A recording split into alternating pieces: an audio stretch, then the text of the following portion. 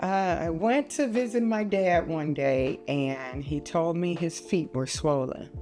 And I looked and they were extremely swollen. So I took him into his doctor and she referred him to a cardiologist.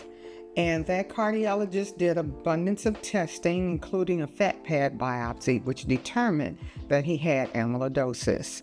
So they continued to do testing and they couldn't conclude what type of amyloidosis that he had. So after about a year or so, he had an emergency room visit and they sent him over to another cardiologist at a different facility. And that cardiologist knew the symptoms and she did some more testing. And that's when she established that he had ATTR amyloidosis, which the H stands for hereditary.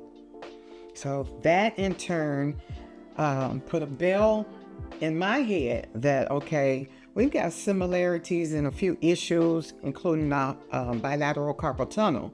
So during his treatment, that cardiologist gave me a call and she asked me to come in and get tested. So at that point, I was taking care of him and my mom.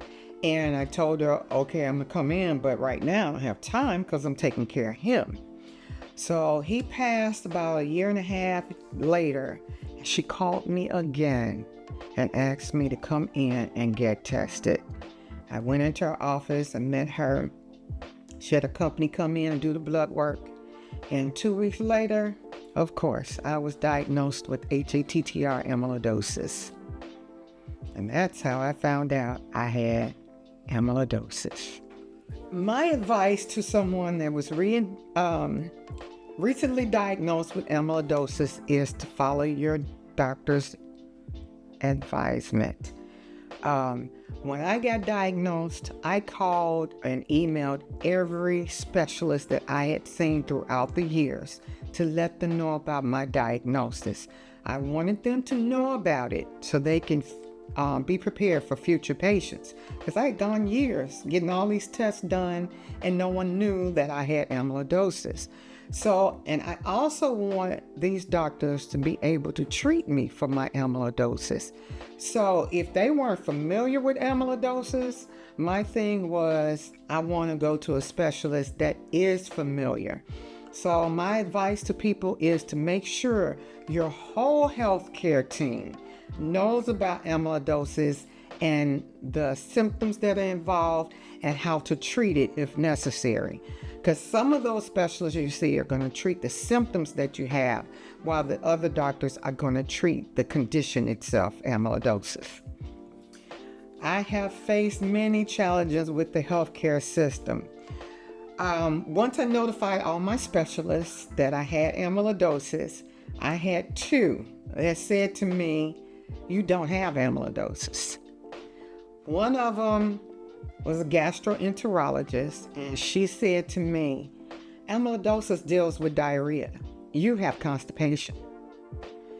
Okay, I've been reading on this. I've been to webinars and seminars. I'm privy to the information. And my dad had amyloidosis, and he dealt with diarrhea. I'm dealing with constipation. Both of them are symptoms of amyloidosis.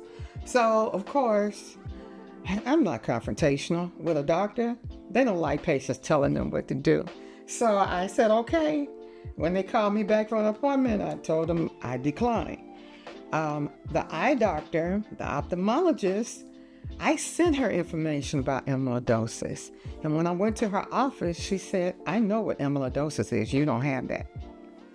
Okay, no problem. Check my eyeballs, see what's going on with my sight. That was the last time I saw her. So you gotta find the right team to treat your issues, your symptoms, and the disease itself.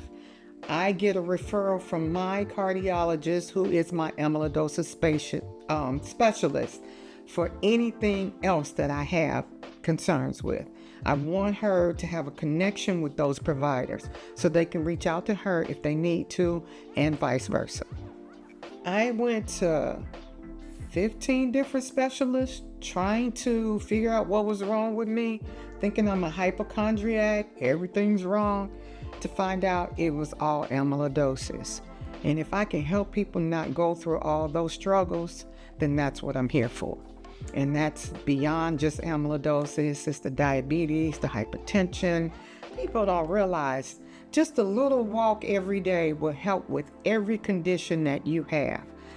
And we as African Americans need to put that in our daily lives so that we can live healthy lives.